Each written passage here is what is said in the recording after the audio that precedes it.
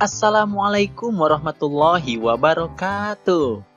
Hai adik-adik semuanya, bagaimana kabarnya hari ini? Semoga kita semuanya masih dalam keadaan sehat walafiat serta lindungan Allah Subhanahu wa Ta'ala. Sebelum memulai video pembelajarannya, marilah kita awali dengan membaca lafal basmalah bersama-sama. Bismillahirrahmanirrahim. Nah adik-adik, dalam video pembelajaran kali ini, insya Allah kita akan membahas tentang kisah keteladanan Nabi Adam alaihi salam. Semoga dengan kalian menyimak video pembelajaran ini, kalian bisa memahami dan juga menceritakan kisah keteladanan dari Nabi Adam alaihi salam. Oke, kalian sudah siap? Mari kita simak video pembelajarannya.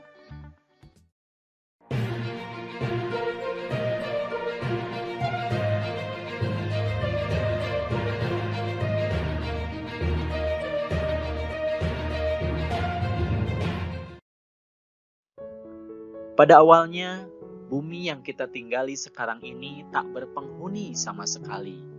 Tak ada seorang pun yang hidup di planet ini. Hanya ada lautan, danau, sungai-sungai yang panjang, dan hewan-hewan pun berkembang biak. Hingga kemudian, Allah Subhanahu wa Ta'ala berencana untuk menciptakan manusia. Bismillahirrahmanirrahim. Ingatlah ketika Tuhanmu berfirman kepada para malaikat, "Sesungguhnya aku hendak menjadikan seorang khalifah di muka bumi." Mereka berkata, "Mengapa engkau hendak menjadikan khalifah di bumi itu orang yang akan membuat kerusakan padanya dan menumpahkan darah? Padahal kami senantiasa bertasbih dengan memuji engkau dan mensucikan engkau." Tuhan berfirman, "Sesungguhnya aku mengetahui apa yang tidak kamu ketahui." Quran Surat Al-Baqarah ayat 30. Allah Subhanahu wa Ta'ala pun menciptakan manusia pertama yang berasal dari tanah. Bismillahirrahmanirrahim.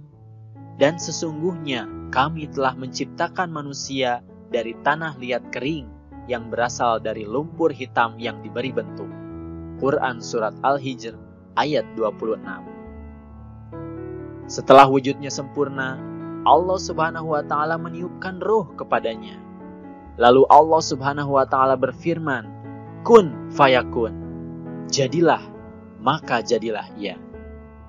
Akhirnya, manusia pertama pun tercipta, dan manusia pertama itu diberi nama Adam. Di surga itu, Adam diajari oleh Allah Subhanahu wa Ta'ala tentang nama-nama yang luar biasa banyak. Adam diberi kedudukan yang tinggi dan mulia oleh Allah Subhanahu wa Ta'ala. Kemudian Allah memperkenalkan Adam kepada para penghuni surga dan berkata kepada malaikat, "Sebutkanlah benda-benda ini." Para malaikat tidak bisa menyebutkan benda-benda itu. Lalu Allah Subhanahu wa Ta'ala menyuruh Adam menyebutkan nama benda-benda itu. Bismillahirrahmanirrahim. "Wahai Adam, beritahukanlah kepada mereka nama-nama itu." Setelah dia atau Adam menyebutkan nama-namanya, Allah berfirman, "Bukankah telah aku katakan kepadamu bahwa aku mengetahui rahasia langit dan bumi, dan aku mengetahui apa yang kamu nyatakan dan apa yang kamu sembunyikan." Quran Surat Al-Baqarah ayat 33. Kemudian Allah Subhanahu wa Ta'ala berfirman, "Sujudlah kalian kepada Adam." Maka semua malaikat pun bersujud kepada Adam, kecuali iblis. Allah menegur iblis, "Kenapa engkau tidak mau sujud kepada Adam?" Iblis pun menjawab dengan sombongnya, "Aku lebih baik dari dia. Engkau menciptakan dia dari tanah, sedangkan aku dari api." Lalu Allah pun berfirman, "Keluarlah dari surga, kamu terkutuk dan terlaknat sampai hari kiamat." Lalu iblis pun berkata, "Ya Robbi, berilah saya umur panjang sampai hari kiamat, dan aku akan menggoda serta menyesatkan manusia kecuali hamba-hambamu yang ikhlas dan berserah diri." Lalu Allah Subhanahu wa Ta'ala berfirman, "Kamu diberi umur panjang sampai hari yang ditentukan, Tapi kamu tidak bisa menggoda hamba-hambaku yang berserah diri. Yang mengikutimu hanyalah orang-orang yang sesat. Adam pun diizinkan untuk menikmati seluruh kemewahan di surga sepuasnya. Tapi, meskipun Adam tinggal di surga dengan kenikmatan dan kemewahan yang berlimpah, Adam merasa masih ada yang kurang. Adam merasa kesepian. Itu karena ia sendirian di surga, tanpa ada manusia lainnya yang bisa diajak mengobrol. Allah Subhanahu wa Ta'ala yang Maha Pemurah dan Maha Mengetahui pun menciptakan wanita pertama yang menjadi pasangan Adam, yaitu Hawa. Bismillahirrahmanirrahim. Dan kami berfirman, "Wahai Adam, tinggallah engkau dan istrimu di dalam surga, dan makanlah dengan nikmat berbagai makanan yang ada di sana sesukamu. Tetapi janganlah kamu dekati pohon ini, nanti kamu termasuk orang-orang yang zalim." Quran Surat Al-Baqarah ayat 35. Adam pun merasa sangat bahagia. Ia tak lagi kesepian. Kini ada Hawa yang selalu mendampinginya, berada di sisinya setiap waktu. Mereka berdua pun berjalan-jalan menikmati segala keindahan, kemewahan, dan kenikmatan surga. Tak lupa, mereka pun bersyukur kepada Allah Subhanahu wa Ta'ala. Allah Subhanahu wa Ta'ala memang mengizinkan mereka untuk menikmati apapun yang ada di surga, kecuali satu, yaitu mendekati buah pohon khuldi. Iblis yang mendengar larangan itu pun merencanakan segala tipu dayanya untuk menjerumuskan Adam dan Hawa. Allah yang Maha Mengetahui memperingatkan kepada Adam dengan berfirman, "Hai Adam, setan itu adalah musuhmu dan juga musuh istrimu. Berhati-hatilah, jangan sampai dia menjerumuskan kalian dan mengeluarkan kalian dari surga." Iblis lalu mencari kesempatan untuk menjerumuskan Adam dan Hawa dengan berbagai kesempatan. "Hai Adam, kemarilah, lihatlah buah pohon ini," ucap iblis sambil menunjuk pohon khuldi yang sedang berbuah lebat dan ranum. "Semua yang ada di surga ini sudah pernah kau cicipi dan rasakan, kecuali buah pohon ini. Apakah kamu tidak tertarik sama sekali? Amatilah, buah ini terlihat begitu lezat," rayu iblis. Allah Subhanahu wa Ta'ala melarang kami berdua memakan buah itu, jawab Adam. Jangankan menikmatinya, mendekatinya pun kami tak diperbolehkan. Iblis tak putus asa.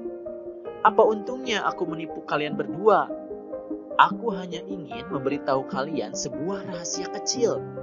Tahukah kalian bahwa sebenarnya buah itu buah kekekalan yang dapat membuat kalian tinggal abadi di surga ini? Itu jika kalian berani memakannya. Demi Allah, itulah kenyataan sebenarnya yang aku tahu," kata iblis. Mendengar iblis bersumpah dengan nama Allah, Adam dan Hawa pun akhirnya percaya. Mereka kemudian memakan buah terlarang tersebut, dan mereka tak sadar jika mereka telah terperangkap tipu daya iblis. Allah yang telah mengetahuinya pun berfirman, "Bukankah sudah kularang kalian mendekati pohon itu? Dan bukankah sudah kuperingatkan bahwa setan adalah musuh kalian?" "Ya Allah, ampunilah kami," kata Adam dan Hawa setelah mereka sadar bahwa mereka ditipu oleh iblis. Keduanya lalu berkata, "Bismillahirrahmanirrahim. Rabbana zalamna anfusana wa illam taghfir lana wa tarhamna lanakunanna minal khasirin." Ya Tuhan kami telah menganiaya diri kami sendiri, dan jika Engkau tidak mengampuni kami dan merahmati kami, pastilah kami menjadi orang-orang yang grogi. Quran Surat Al-A'raf ayat 23. Allah Subhanahu wa Ta'ala pun mengampuni kesalahan mereka berdua. Akan tetapi, Adam dan Hawa harus meninggalkan surga dan hidup di bumi. Ya, tempat yang baru dan sangat asing bagi mereka. Tapi, begitulah takdir yang telah ditetapkan Allah Subhanahu wa Ta'ala. Adam dan Hawa menjadi wakil atau khalifah Allah di muka bumi ini. Mulanya, Adam dan Hawa turun di berbeda tempat. Tapi, Kemudian mereka dipertemukan oleh Allah Subhanahu wa Ta'ala di padang Arafah, tepatnya di Jabal Rahmah. Dari keduanya lahirlah anak-anak manusia yang kini tersebar luas dan memenuhi setiap sudut manusia.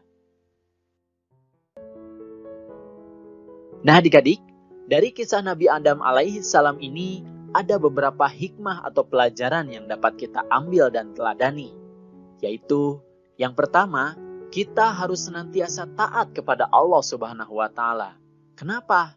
Agar kita selalu diberikan rahmat olehnya, karena Allah akan memberikan kasih sayangnya kepada kita dan dijauhkan dari murkanya. Kemudian yang kedua, kita harus senantiasa bertaubat kepada Allah atas setiap dosa yang telah kita lakukan, karena manusia tidak akan lepas dari salah dan dosa. Oleh karenanya, doa Nabi Adam dan Hawa tersebut bisa kita hafalkan dan dibacakan dalam keseharian kita.